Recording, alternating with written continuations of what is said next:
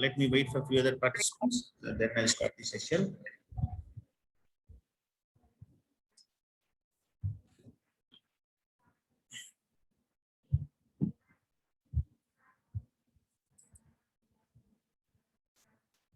Let me wait for other participants. Yeah.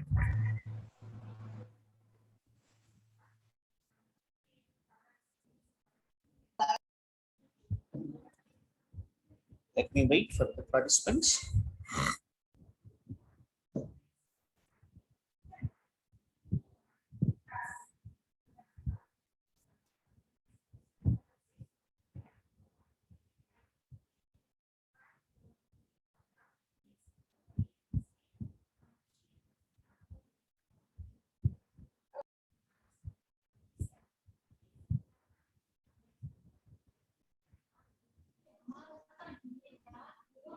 Wait.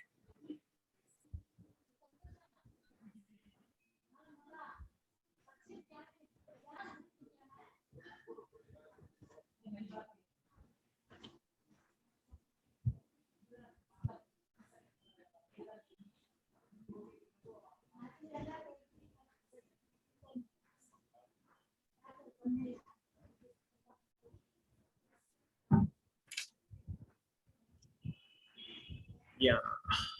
Okay, fine, students. So let me start the session. That's what it is, right? And you see that here, what is B? What is the type of B? The type of B is nothing but is, you see that B, the type of B is nothing but it is byte. So byte occupies how many bits? The byte occupies 8 bits. So this is my result. This is my result, right? So let me put this is my result, right? This is my result. This is my result. Now byte occupies how many bits? Byte occupies 8 bits. So therefore I need to consider the first 8 bits. What are the first 8 bits? These are the first 8 bits. The first 8. 2, 3, 4, 5, 6, 7, 8.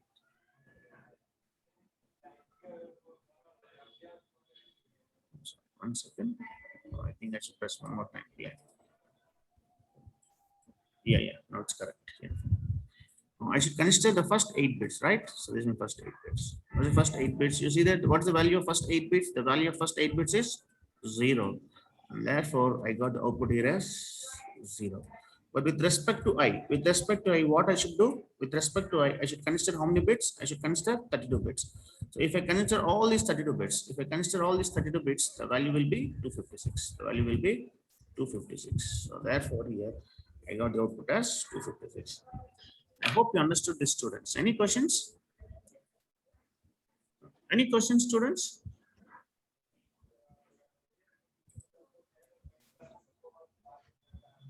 Any questions?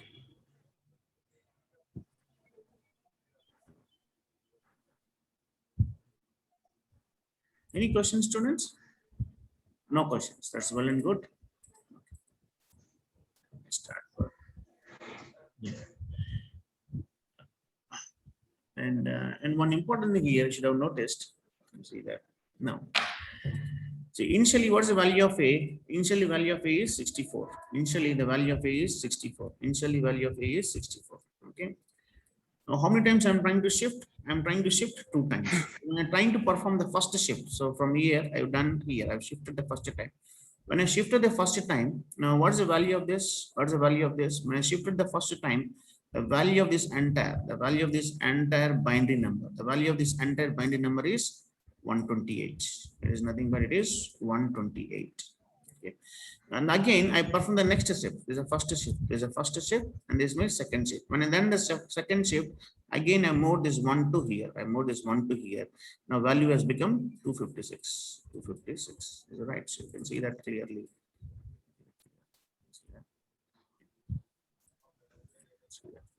You see that here 1 is there, here 1 is there, and here 1 is there. Is it right, students? Here 1 and here 1 is there. So initially it is 64. When you done the first shift, the value is 128, and then the second shift, the value is 256. As you notice, each shift the value gets doubled. That is 64 into 2. What is the value? I got 128. When you perform each shift, for each shift the value gets doubled. So 128 into 2, the value is nothing but is 256. That's why I got 256. Since I'm performing two shifts, means for each and every shift, the value becomes double. So that's very important. So with respect to left shift, for each and every shift, the value gets doubled. That's important observation. We have to do it. Okay. I think here. And one more thing here, see students, when you try to perform left shift, you see that here, I used a for loop for I equals 0, I less than 4, I plus plus, right?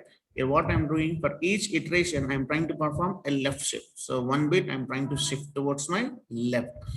Each and every time I'm trying to perform a left shift, you see that the value gets double.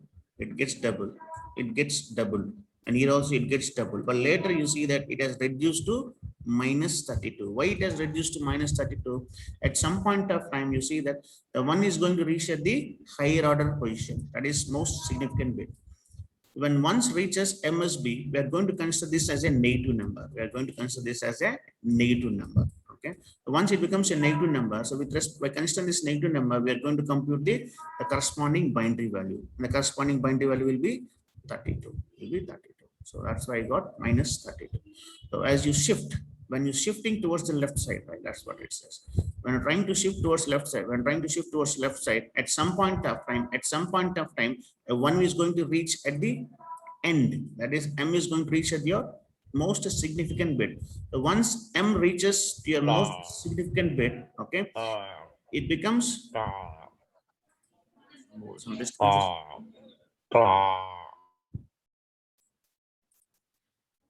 Yeah, fine. So once it reaches, one, okay, it's going to become negative number. Okay, and that's what it says. Nothing else. Okay. Now let us discuss about this right shift. And what is this right shift all about?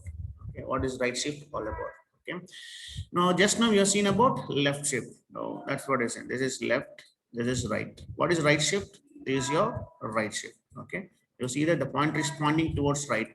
Therefore, we call this right shift. With respect to left shift, we have shifted bits towards the left hand. With respect to left shift. But whereas with respect to right shift, we are going to shift bits towards the right hand. That's the difference. Now, how many times I want to shift? It depends upon the number. Depends upon this value, we're going to shift the number of times we need to shift it. Okay. Now, let us see this. So now 35. Now you see that the number 35, I want to shift how many times? I want to shift 2 times. How I want to shift? I want to perform a right shift. We call this as a right shift operation, right? Now, you see that here. So this is a binary number of 35. So this is a binary number of 35. Okay, now what I should do? I need to perform right shift. Right shift means that I want to shift this one bit towards my right hand. When I shift towards right hand, this one bit will be lost. And this one, again, I'm going to shift towards right. Now, similarly, this one, I'm going to shift towards right. You see that this bit is going to be lost. Okay. Now, let me do it. Yeah. You see that here. You see that? So I'm trying to shift this one bit. So this one bit is lost. And this one bit is going to come here. This one bit is going to come here. And that's what I got here, 1. And similarly, you see that this one I shifted here. So therefore, here I got 1. Okay. And what's the previous value here? 0. So therefore, I'll be retaining the same previous value. That is 0 will be coming here. Okay. Yeah. See that same 0. Yeah. No. So how many times I need to shift, students? I need to shift how many times? I need to shift 2 times. This is my first right shift. This is my second right shift. Why 2 times? Because here I'm mentioning that I need to shift 2 times. Now what I do? Again, I need to shift towards my right hand. Since I'm shifting, this 1 is lost and this 0 will come here. Now, so that's why here I'm having a 0. And you see that this 1, again, I'm going to shift towards my right. So therefore, here I got my 1 value. So previous value here 0 is there. So therefore I placed 0 here. Okay. So let me clear my drawing and you can see the output. See that I got an output called 17 here. You see that with respect to left shift, what I'm trying to do, I'm trying to double the value. And just now you have seen, and we're going to double the value. But with respect to right shift, for each and every shift, we are going to reduce the number by half. We are going to reduce the number by half. That is 35 divided by 2. 35 divided by 2, we'll get a number called 17. And 17 divided by 2, we'll get 8. You see that for every right shift, we are going to reduce the number by half. Okay, that's what it is. That's what it is. That's what it is. And similarly, let us take one more example. That is -8. I think you know how to represent -8. Since it's a negative number must be represented in 2's complement. So in 2's complement, so we can represent a negative value, right? Now how many times I want to shift? I want to shift one time, right? Because number says. So once I shift one time, and you see that here, what's the previous value here? 1 is there. So therefore here I have to retain with 1. Now this value is -8. So this is -8. So when you're trying to perform a right shift, as I said that it's going to reduce by half. So 8 by 2 is starting by is 4. So I'll get -4. So I'll get output as yeah, you see that I'll get -4. This entire value is nothing but is -4. Okay, for every right shift, the value gets reduced by half. Okay.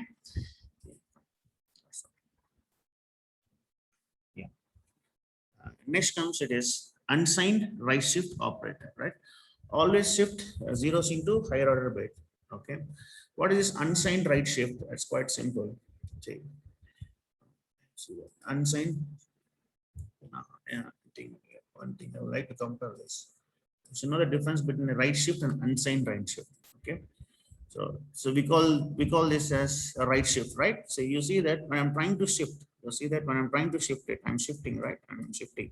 When I'm shifting towards right, okay, the last cell gets vacant. When the vacant cell, what I'm replacing with my previous value. I'm trying to replace with previous value. Why I'm trying to replace with previous value means I need to maintain this sign. I need to retain this sign. I said that the minus symbol indicates the one indicates that it is a negative number. So I need to retain the sign. So therefore, I made it as 1 here, right? Now, here you see that now there is unsigned right shift. What is unsigned means? Unsigned stands for I don't want sign. Unsigned. Signed means I want sign. Unsigned means I don't want sign. Okay, that's the difference between signed and unsigned. Okay. Now, so let us do. So what it says that, see, for unsigned, you know the difference between a right shift and unsigned. For right shift, we use this symbol. Now it is unsigned. For unsigned, we are going to use one more arrow. So that's why you see that there are 3 arrows. Okay. So on this -1, what I want to perform unsigned right shift. Okay. So how many times I want to perform? I want to perform 24 times. So let us see how to do this. So this is -1 in binary, like this we can represent, right? Now what I'm trying to do, so I'm trying to shift, I'm trying to perform the first right shift. I'm trying to perform, one second. I'm trying to perform the first unsigned right shift. Okay, when I'm trying to perform right shift, what I'm trying to do, I'm trying to shift this one towards the right. Similarly, this one I'm going to shift towards my right hand. Because you see that when I'm trying to shift towards right hand, instead of writing 1, previously what I've done, I placed inside this, I placed 1, but instead of 1, I replaced 0. Why I replaced 0? Because it is unsigned. It is unsigned because I don't want sign. So that's why I said in MSB, most significant bit, if it is 1 is there, means it is a signed number. So since it's an unsigned right shift, I don't want to maintain the sign. I don't want to retain the sign. So therefore here I made it as 0 here, right? So let me clear my drawing. Okay. You can see here. Next again I'm trying to shift it. Okay, next I'm trying to shift.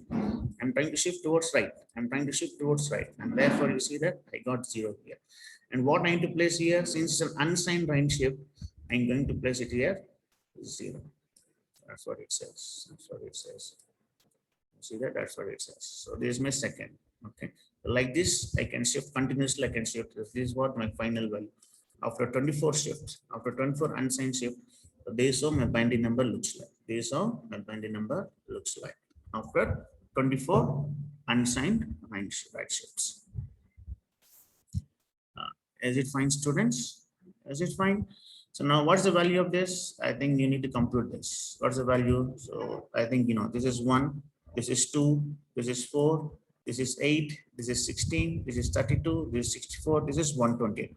All these numbers I need to add it. That is 128 plus 64 plus 32 plus 8 plus 4 plus 2 plus 1. So if I add all these numbers, it comes to 255. Comes to 255. So this entire value is nothing but is 255. I hope you understood this. So any questions, students, with respect to this unsigned right shift? Any questions? Any questions, students? There are no questions. That's well and good. Okay. And let me share one more screen. Now, let me discuss about this typecasting. Okay. Let me discuss about type conversion or typecasting. The Java performs automatic type conversion. So Java performs automatic type conversion. So under this type conversion and casting, we have automatic type conversion.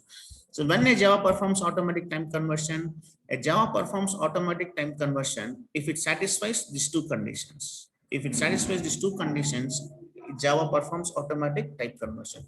The first one is the two types must be compatible. And the second one is destination type is larger than the source type.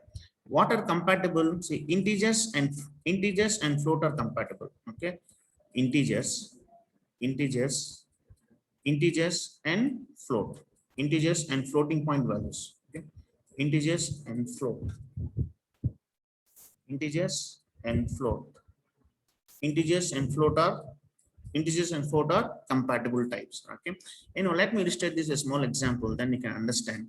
Now I can write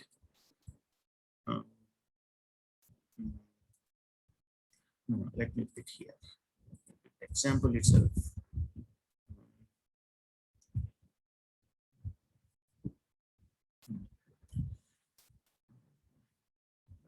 Okay, let me do like this.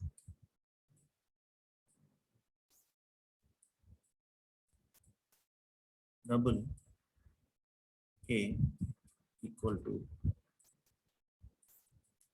2 into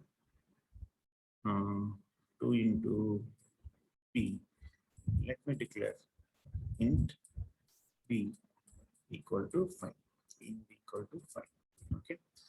Now what I'm doing 2 into B. So what is 2? So I'm doing 2 into B. What is the value of B? It is 5. 2 into 5, how much? I'll get 10. I'll get 10. And what's the type of 10, students? The type of 10. What's the type of 10? The type of 10 is nothing but is integer. The type of 10 is integer. What I'm trying to do, this entire integer value, I'm trying to store in a variable. And what's the type of variable? It is double. I can store? Yes, I can store. Why I can store? Because it's going to satisfy these two conditions. What's the two conditions? The first condition says that the two types must be compatible. What's the two types? Here the type is int. Here the type is int. And what's the type here? Here the type is double. That's what I said. Integers and floating point types are compatible. Integers and floating point types are compatible. So I satisfy the first condition. And what's the second condition? The destination type is larger than the source type. It means what is the type? Destination larger it is referring with respect to the number of bytes. So double occupies how many bytes? Double occupies 8 bytes. And how much bytes integer occupies? It occupies 4 bytes. It occupies 4 bytes. Okay. So the result I'm storing in A. That is a result I'm storing in this destination. Since destination type is larger, that is destination type is 8 bits. But whereas the source type is 4 bits. So since the destination type is larger compared to my source type, okay, what the Java does automatic type conversion. So it converts this integer value. That is, it converts the 10 integer value into a double value. If I try to print the result, I'll get the result as 10.0. I won't get the result as 10. I'll get the result as 10.0. Why I'm getting 10.0? Because Java has performed automatic type conversion. Why it perform automatic type conversion? Because these two conditions has been satisfied. So we call this as automatic type conversion. I hope you understood this, right? So this automatic type conversion, we call it as widening conversion. This automatic type conversion, we call it as an widening conversion, right? Last 1 second, students, just 1 minute of time. Next is casting incompatible types. So how to do it? So this is a syntax where we can cast incompatible types. Anyhow, let me illustrate this. Casting incompatible types, we call this as narrow conversion. We call narrow conversion. Okay. And you see that here. Small example here. Int A, byte B. So what I'm trying to do, I'm converting A. What is the type of A? The type of A is, what is the type of A? Int. So int value, I can't store in byte. Int value, I can't store in byte. Why I can't store in byte? Because int occupies how many bytes? 4 bytes. Int occupies 4 bytes. And how many bytes this byte is going to occupy? Is going to occupy 1 byte. Okay. See, this is source is having more compared to destination. Okay, I can't store 4 bytes in 1 bytes. It is not possible. Whereas reverse is possible, right? So 4 bytes I can't store in 1 byte. So what I should do? I need to do typecasting. So how to do typecasting? I'm converting this integer to byte. Not to do typecasting, I should place this parenthesis. Inside this parenthesis, I need to mention the type in which I want to cast. That is byte. So therefore, I'm going to convert this entire integer to byte. And the result I'm storing in variable called b. Okay. So we call this as narrowing. Why we call narrowing? You see that we call this as narrowing conversion. That is 1 byte equal to 4 byte. Okay. You see that this entire 4 byte result you're trying to store in 1 byte. So that's what you're narrowing. See, the 4 bytes you're reducing to 1 byte. So therefore, we call it as narrowing conversion. But if you do something like this, vice versa, 4 byte equal to 1 byte. Okay, we call this as widening, because the 1 byte value you are trying to store in 4 byte means you're widening the number of bits. So therefore, we call it as widening conversion. Now, that's what the name has come here. With respect to this size, that's what the naming came here. You see that we call this as widening. Why widening? Means I'm trying to increase the size of my size of my value. That is from 4 bytes I've increased to 8 bytes. So that's what it's called widening. What is narrowing is nothing but narrowing conversion means I'm reducing the size. So that's why we call this as narrowing conversion. 1 second, students, I'll finish it off. 1 second. So this is an example where you can show they're going to perform all this typecasting, right? Just you can go through it. That's one important thing I would like to illustrate here. Yeah, and one more thing. You see the students, I've taken byte b equal to 15, but I'm writing b equal to b star 2. It throws an error. Why it throws an error? See, as I discussed here, this is a Java's automatic type conversion. See, when I use a variable, so what is b? The type of b is nothing but it is byte. When I'm trying to use an expression, this byte will be converted to int. The byte will be converted to int, right? So now what I'm doing, int, I'm converting b. What's the value of b? That is 50. 50 into 2. 50 into 2 is nothing but it is 100. What's the type of this? The type of this is nothing but is an int value. The type of this is an int value. And this entire int value you're trying to store in a byte. We cannot store. Why? Because int occupies 4 bytes. Int occupies 4 bytes, whereas byte occupies 1 byte, which is not possible. So therefore, this statement is throwing an error. Okay, that's very, very important. The statement throws an error. So in order to resolve this error, what you should do, you need to typecast. You need to typecast the result into byte. That's what you see that b into 2. So b into 2, the enter result is in int. Enter result is int. And this int, what you should do, you need to typecast back to byte. So then you can store this result in a variable called b, which is of type byte. I hope you understood this, students. Any questions, students? Yes, you can ask. Similar is very important here. This is not this, we call this as automatic type promotion. Automatic type promotion expression. Okay. The time is running up. If possible, I'll take one extra class. No, fine. That's fine. Yeah. Any questions, students? I think your time is up. Any questions? Any questions? Any questions and no questions as well and good. And that's all for today's class. Have a nice day. Yes, you can leave the session. You can leave the session, students, and that's all for today's class.